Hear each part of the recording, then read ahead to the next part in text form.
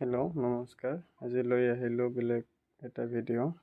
আপোনালোকে ভিডিঅ'টো চাই থাকক আৰু পৰীক্ষাও যিহেতু আহি আছে ভালদৰে পঢ়ি থাকক ৰিভাইজবোৰ। তো আজিৰ প্ৰথম কুৱেশ্যনটো হ'ল মেজাৰমেণ্ট ইউনিট অফ মেমৰি। মেমৰিৰ বৈধ জোখৰ একক কি? GB, KB, MB, all. তো মেমৰিৰ বৈধ জোখৰ একক হ'ব অল, সকলোবিলাকে হ'ব বৈধ GB মেমৰিৰ একক। জয়ষ্টিক কি কৰিবলৈ ব্যৱহাৰ কৰা হয়? পিছৰ কুৱেশ্যনটো হ'ল জয়ষ্টিক কি কৰিবলৈ ব্যৱহাৰ কৰা হয়? শুদ্ধ উত্তৰ গেমিং মানে গেম খেলিবলৈ জয়ষ্টিক ব্যৱহাৰ কৰা হয়। তো ইয়াৰ পিছৰ কুৱেশ্যনটো নিম্নলিখিত কোনটো আউটপুট ডিভাইচ নহয়? এইবিলাক সকলো কুৱেশ্যন হ'ল আচলতে কম্পিউটাৰৰ ভিত্তিক। তো ইয়াৰ শুদ্ধ উত্তৰটো হ'ব স্কেনাৰৰ দ্বাৰা এইটো হ'ল আউটপুট ডিভাইচ। ইয়াৰ পৰা স্কেন কৰি মানে প্ৰিণ্ট কৰা হয়। পিছৰ কুৱেশ্যনটো লৈ আহি আছোঁ। নিম্নলিখিত কোনটো কম্পিউটাৰৰ অংশ নহয়? এইবিলাকৰ কোনটো অংশ কম্পিউটাৰৰ নহয়? ইনপুট ডিভাইচ, তাৰপিছত memory, stepper motor, none of these. ষ্টেপাৰ মটৰটো হ'ল ইয়াৰ কম্পিউটাৰৰ অংশ নহয়। ইয়াৰ পিছৰ কুৱেশ্যনটো নিম্নলিখিত কোনটো ইনপুট ডিভাইচ নহয়? ইনপুট কৰোঁতে কোনটো ডিভাইচ নালাগে? Touchpad, printer, mouse, keyboard. ইয়াৰ শুদ্ধ উত্তৰটো প্ৰিণ্টাৰ, মানে প্ৰিণ্টাৰৰ পৰা স্কেন কৰি ইনপুটত পঠোৱা হয় বা ইনপুট ডিভাইচটো নহয়। গ্ৰাফিকেল ইউজাৰ পৰিৱেশত নিম্নলিখিত কোনটো ডিভাইচৰ ষ্টেণ্ডাৰ্ডত পইণ্টিং ডিভাইচ হিচাপে ব্যৱহাৰ কৰা হয়? ইয়াৰ শুদ্ধ উত্তৰ মাউচটোক গ্ৰাফিকেল ইউজাৰ পৰিৱেশত পইণ্টিং ডিভাইচ হিচাপে ব্যৱহাৰ কৰা হয়। ইয়াৰ পিছৰ কুৱেশ্যনটো হ'ল নিম্নলিখিত কোনটো কম্পিউটাৰ জেনেৰেল AI ধাৰণা ব্যৱহাৰ কৰে? Second generation, third generation, fourth generation, fifth generation. ইয়াৰ শুদ্ধ উত্তৰ ফিফ্থ জেনেৰেশ্যনে কম্পিউটাৰ জেনেৰেশ্যনে AI ধাৰণা ব্যৱহাৰ কৰে। তাৰপিছৰ কুৱেশ্যনটো কম্পিউটাৰৰ জোখৰ আটাইতকৈ সৰু ডাটা কি? Bit, KB, nibble, byte. ইয়াৰ শুদ্ধ উত্তৰটো হ'ব বিট। বিটটো হ'ল কম্পিউটাৰ জোখৰ আটাইতকৈ সৰু এটা ডাটা। আশা কৰি আছোঁ ভিডিঅ'টো ভাল লাগিছে। যদি ভিডিঅ'টো ভাল লাগে লাইক, শ্বেয়াৰ, ছাবস্ক্ৰাইব কৰি দিব। আৰু নেক্সট কুৱেশ্যনটো হ'ল নিম্নলিখিত কোনটো কম্পিউটাৰৰ বৈশিষ্ট্য নহয়? পাৰ্চেলিটি, ডিলেঞ্চ, এচুৰেচি, IQ। তো IQটো শুদ্ধ উত্তৰ, সেইটো সকলোৱে জানে। এইটো কম্পিউটাৰৰ বৈশিষ্ট্য নহয়। তাৰপিছৰ কুৱেশ্যনটো হ'ব নিম্নলিখিত কোনটো কম্পিউটাৰৰ মস্তিষ্ক বুলি কোৱা হয়? আমালোকে ব্ৰেইন বুলি যিটো কওঁ, এইটো হ'ল CPU। কম্পিউটাৰৰ মস্তিষ্ক CPU কোৱা হয়। তাৰপিছৰ কুৱেশ্যনটো কম্পিউটাৰৰ জনক কোন? কম্পিউটাৰৰ জনকটো হ'ল জেমছ গেছলিং, এইটো শুদ্ধ উত্তৰ হ'ব চাৰ্লেছ বেবজ। চাৰ্লেছ বেবজ হ'ল কম্পিউটাৰৰ জনক। তাৰপিছৰ কুৱেশ্যনটো অসমৰ উচ্চ ন্যায়ালয় কেতিয়া স্থাপন হৈছিল? অসমৰ উচ্চ ন্যায়ালয় কেতিয়া স্থাপন হৈছিল? 1948, 47, 50, 1949। এই কুৱেশ্যনটোৰ শুদ্ধ উত্তৰ হ'ব 1948। 1948 চনত উচ্চ ন্যায়ালয় স্থাপন কৰা হৈছিল। মনত ৰাখিব, এইবিলাক কুৱেশ্যন বৰ ইম্পৰ্টেণ্ট। অসমৰ উচ্চ ন্যায়ালয়খন ক'ত অৱস্থিত? এইবিলাক যিকৰ ভিতৰত কমন পৰিব, যিকোনো পৰীক্ষাত বৰ্তমান আহে। তো সেইটো উচ্চতম ন্যায়ালয় বৰ্তমান গুৱাহাটীত অৱস্থিত। সেইটো সকলোৱে জানে চাগে। তাৰপিছৰ কুৱেশ্যনটো বনস্পতি উদ্যোগ ক'ত অৱস্থিত? বনস্পতি উদ্যোগ বোকাজান, জালুকবাৰী, আমিনগাঁও, বৰপেটা। ইয়াৰ শুদ্ধ উত্তৰ আমিনগাঁও হ'ব। আমিনগাঁৱত বনস্পতি উদ্যোগ অৱস্থিত। তাৰপিছৰ কুৱেশ্যনটো হ'ব অসমৰ একমাত্ৰ পশু চিকিৎসা মহাবিদ্যালয় ক'ত অৱস্থিত? খানাপাৰা, জালুকবাৰী, চাংচাৰী, দেৰগাঁও। এইটো হ'ল খানাপাৰা। খানাপাৰাত একমাত্ৰ পশু চিকিৎসা মহাবিদ্যালয় অৱস্থিত। মনত ৰাখিব কোৱেশ্চনবিলাক। অসমৰ চিমেণ্ট কাৰখানা ক'ত আছে? অসমৰ চিমেণ্ট কাৰখানা ক'ত আছে? লিডু, বোকাজান, মাৰ্ঘেৰিটা, আমিনগাঁও। তো ইয়াৰ শুদ্ধ উত্তৰটো হ'ব বোকাজান। বোকাজানত অসমৰ চিমেণ্ট কাৰখানা অৱস্থিত। কোৱেশ্চনবিলাক যদি ভাল লাগে প্লিজ লাইক এটা কৰি দিব, আৰু যদি আপোনালোকে আমাৰ ফেচবুক পেজত চাই আছে তেনে পেজটো ফ'ল' কৰি দিব। নেক্সট কুৱেশ্চনটো হ'ল অসমৰ মৰাপাট ক'ত অৱস্থিত? গুৱাহাটী, নলবাৰী, ধুবুৰী, শিলঘাট। ইয়াৰ শুদ্ধ উত্তৰটো হ'ব শিলঘাট। শিলঘাটত অসমৰ মৰাপাটৰ কল অৱস্থিত।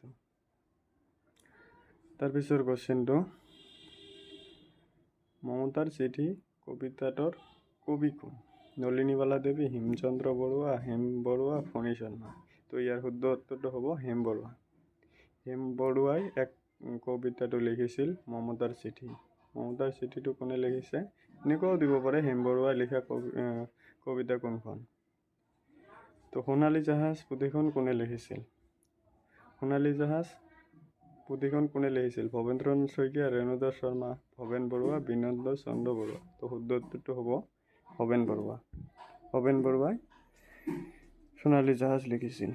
নেক্সট কুৱেশ্চনটো, উৰিষ্যাৰ ৰাজধানী কি? ৰাঁচী, জয়পুৰ, ভুৱনেশ্বৰ, কলিংগ। উৰিষ্যাৰ ৰাজধানীৰ নাম কি? ইয়াৰ শুদ্ধ উত্তৰটো হ'ব ভুৱনেশ্বৰ। ভুৱনেশ্বৰ উৰিষ্যাৰ ৰাজধানী। বা কুৱেশ্চনটো এনেকুৱাও হ'ব পাৰে, ভুৱনেশ্বৰ কাৰ ৰাজধানী? এইটো হ'ব তেতিয়া উৰিষ্যাৰ। তো আপোনালোকে মেইন কনচেপ্টটো ভালদৰে মনত ৰাখিব, তাৰপিছত সকলোৱে হ'ব। তাৰপিছৰ কুৱেশ্চনটো, NSM-ৰ সম্পূৰ্ণ ৰূপ কি? ইয়াৰ শুদ্ধ উত্তৰটো হ'ব নেশ্যনেল হেল্থ মিছন। NSM-ৰ ফুল সম্পূৰ্ণ ৰূপটো হ'ব নেশ্যনেল হেল্থ মিছন। তাৰপিছৰ কুৱেশ্চনটো, কোন বছৰত ভাৰতৰ ৰাজধানী কলকাতাৰ পৰা দিল্লীলৈ স্থানান্তৰিত কৰা হয়? এইটো ইম্পৰ্টেণ্ট কুৱেশ্চন হয়, কিন্তু এইটো 1911 চনত। মনত ৰাখিব। চনৰ কুৱেশ্চনবিলাক সকলোৱে পাহৰি যায় প্ৰথমতে, কিন্তু চনটো ভালদৰে মনত ৰাখিব। চন মনত ৰখাৰ ভিডিঅ' মই এটা লৈ আহিম। দূৰদৰ্শনত সম্প্ৰচাৰিত প্ৰথমখন অসমীয়া ছবি কি? ৰঙা পুলিচ, মৰীচিকা, বৃষ্টি, অবুজ বেদনা। এইটোৰ শুদ্ধ উত্তৰ হ'ব বৃষ্টি। বৃষ্টিটোৱে প্ৰথম দূৰদৰ্শনত সম্প্ৰচাৰিত প্ৰথম অসমীয়া ছবি। তাৰপিছৰ কুৱেশ্চনটো, হিন্দীৰ পৰা অসমীয়া ডাবিং কৰা প্ৰথম ছবিখনৰ নাম কি? যিটো হিন্দীৰ পৰা অসমীয়ালৈ ডাবিং কৰিছিল, এইটো হ'ল ভাগ্য। ভাগ্য ছবিখনে হিন্দীৰ পৰা অসমীয়ালৈ ডাবিং কৰা হৈছিল। বৈকাল হ্ৰদ ক'ত অৱস্থিত? বৈকাল হ্ৰদ আফ্ৰিকা, ৰাছিয়া, ফিনলেণ্ড, ভাৰত। ক'ত অৱস্থিত? সেইটো উত্তৰ হ'ব শুদ্ধ উত্তৰ অপশ্যন বি, ৰাছিয়াত অৱস্থিত। ৰাছিয়াত বৈকাল হ্ৰদখন অৱস্থিত। তাৰপিছৰ কুৱেশ্চনটো, আশা কৰিছোঁ ভিডিঅ'বিলাক ভাল লাগি আছে। যদি ভাল লাগে আমাৰ ফ'ল' কৰি দিব ফেচবুক চালে। প্ৰথম অসমীয়া শিশু আলোচনীখনৰ নাম কি? এইটোতো সকলোৱে জানে, ল'ৰা বন্ধু। ল'ৰা বন্ধু হ'ল প্ৰথমখন শিশু আলোচনী। তো সেইটোৱে কৈ আছোঁ, ভিডিঅ' যদি ভাল লাগে চাই থাকিব, আৰু পৰীক্ষা যিবিলাক আহে কুৱেশ্চনবিলাক ভালদৰে চাব। চিঙৰি ঘৰত উঠা প্ৰথম ৰজাজনৰ নাম কি? চুৰাংফা। এটা কথা হ'ল কি, পৰীক্ষাত এইবিলাক পঢ়ি যাওঁতে এইবিলাক কুৱেশ্চন আহে, ঠিক আছে, কিন্তু এতিয়া মনত নাহে যে, সেইকাৰণে পৰীক্ষাত বহিলে কুৱেশ্চনটো ভালদৰে বুজি ল'বা, তাৰপিছত উত্তৰটো লিখিবা। তাৰপিছৰ কুৱেশ্চনটো, কোনজন ৰজাই বৰপাত্ৰ গোহাঁই পদ সৃষ্টি কৰিছিল? চুতেফা, চুহুংমুং, চুকাফা, চুলিকফা। ইয়াৰ শুদ্ধ উত্তৰ অপশ্যন ডি, চুহুংমুং। চুহুংমুঙে বৰপাত্ৰ গোহাঁই পদৰ সৃষ্টি কৰিছিল। তাৰপিছৰ কুৱেশ্চনটো, কাণখোৱা গ্ৰন্থখন কোনে ৰচনা কৰিছিল? মাধৱ কন্দলী, শ্ৰীমন্ত শংকৰদেৱ, হেম সৰস্বতী, শ্ৰীধৰ কন্দলী। ইয়াৰ শুদ্ধ উত্তৰটো হ'ব শ্ৰীধৰ কন্দলী। শ্ৰীধৰ কন্দলীয়ে কাণখোৱা গ্ৰন্থখন ৰচনা কৰিছিল। মনত ৰাখিব কুৱেশ্চনবিলাক। তাৰপিছৰ কোৱেশ্চনটো হ'ল অসমৰ আটাইতকৈ সৰু জিলাখনৰ নাম কি? চিৰাং, ওদালগুৰি, দক্ষিণ শালমাৰা, মানকাচৰ, শিৱসাগৰ। তো ইয়াৰ উত্তৰটো হ'ব দক্ষিণ শালমাৰা, মানকাচৰ আটাইতকৈ সৰু জিলা। এইটো হ'ল আটাইতকৈ সৰু জিলা দক্ষিণ শালমাৰা, মানকাচৰ, মনত ৰাখিব। তাৰপিছৰ কোৱেশ্চনটো অসমত কেইটা তেল শোধনাগাৰ আছে? 4টা, 3টা, 5টা, 2টা। তো এইটো আশা কৰিছোঁ সকলোৱে জানে। ইয়াৰ উত্তৰ হ'ব 4টা। ক নম্বৰ অপশ্যনটো 4টা। অসমত মুঠ তেল শোধনাগাৰ আছে 4টা। তাৰপিছৰ কোৱেশ্চনটো অসমত কেতিয়া প্ৰথমবাৰৰ বাবে খাৰুৱা তেলৰ খনন কৰা হৈছিল? অসমত কেতিয়া প্ৰথমবাৰৰ বাবে খাৰুৱা তেলৰ খনন কৰা হৈছিল? ইয়াৰ শুদ্ধ উত্তৰটো হ'ব 1889 চন। ঘ নম্বৰটো হ'ব ইয়াৰ শুদ্ধ উত্তৰ। তাৰপিছৰ কোৱেশ্চনটো অসমত কোনবিধ প্ৰাকৃতিক দুৰ্যোগ বেছিকৈ দেখা যায়? বানপানী, মৰলা, ভূমিকম্প, ভূমিস্খলন। তো ইয়াৰ শুদ্ধ উত্তৰটো সকলোৱে জানে বানপানী। ক নম্বৰটো হ'ব বানপানী প্ৰাকৃতিক দুৰ্যোগ বেছিকৈ অসমত দেখা যায়। তাৰপিছৰ কোৱেশ্চনটো অসমৰ ক্ষুদ্ৰতম অভয়াৰণ্যৰ নাম কি? গৰমপানী অভয়াৰণ্য, আমাচাং, বৰনদী অভয়াৰণ্য, কচক্ৰশিলা। ইয়াৰ শুদ্ধ উত্তৰ হ'ব গৰমপানী। তো অপশ্যন নম্বৰ ক নম্বৰটো গৰমপানী অভয়াৰণ্য। গৰমপানী অভয়াৰণ্য অসমৰ ক্ষুদ্ৰতম অভয়াৰণ্য। তাৰপিছৰ কোৱেশ্চনটো মানাহ কেতিয়া ৰাষ্ট্ৰীয় উদ্যান হিচাপে ঘোষণা কৰা হয়? 1990, 1999, 1985, 1998। ইয়াৰ শুদ্ধ উত্তৰটো হ'ব ক নম্বৰ 1990 চনত। 1990 চনত মানাহক ৰাষ্ট্ৰীয় উদ্যান হিচাপে ঘোষণা কৰা হৈছিল। তাৰপিছৰ কোৱেশ্চনটো ওৰাং কেতিয়া এখন অভয়াৰণ্য হিচাপে ঘোষণা কৰা হৈছিল? ইয়াৰ শুদ্ধ উত্তৰটো হ'ব 1985 চন। 1985 চনত ওৰাংখনক অভয়াৰণ্য হিচাপে ঘোষণা কৰা হয়। তাৰপিছৰ কোৱেশ্চনটো অসমৰ আটাইতকৈ সৰু ৰাষ্ট্ৰীয় উদ্যানখনৰ নাম কি? নামেৰি ৰাষ্ট্ৰীয় উদ্যান, ওৰাং ৰাষ্ট্ৰীয় উদ্যান, মানাহ ৰাষ্ট্ৰীয় উদ্যান, ৰায়মনা ৰাষ্ট্ৰীয় উদ্যান। ইয়াৰ উত্তৰ ওৰাং ৰাষ্ট্ৰীয় উদ্যান। ওৰাং ৰাষ্ট্ৰীয় উদ্যান অসমৰ আটাইতকৈ সৰু ৰাষ্ট্ৰীয় উদ্যান। মনত ৰাখিব ওৰাংখনেই হ'ল আটাইতকৈ ৰাষ্ট্ৰীয় উদ্যান। অসমৰ প্ৰথম ৰাষ্ট্ৰীয় উদ্যান কোনখন? কাজিৰঙা, মানাহ, নামেৰি, ওৰাং। প্ৰথম ৰাষ্ট্ৰীয় উদ্যান বুলি কৈছে। প্ৰথম ৰাষ্ট্ৰীয় উদ্যান হ'ল কাজিৰঙা। কাজিৰঙাখন হ'ল প্ৰথম ৰাষ্ট্ৰীয় উদ্যান। মনত ৰাখিব কাজিৰঙাটো প্ৰথমখন ৰাষ্ট্ৰীয় উদ্যান। তাৰপিছৰ কোৱেশ্চনটো ব্ৰহ্মপুত্ৰ উপত্যকাত কেইখন জিলা আছে? 27খন, 33খন, 29খন আৰু 30খন। তো ইয়াৰ শুদ্ধ উত্তৰ হ'ব 29খন। 29খন উপত্যকা আছে ব্ৰহ্মপুত্ৰত।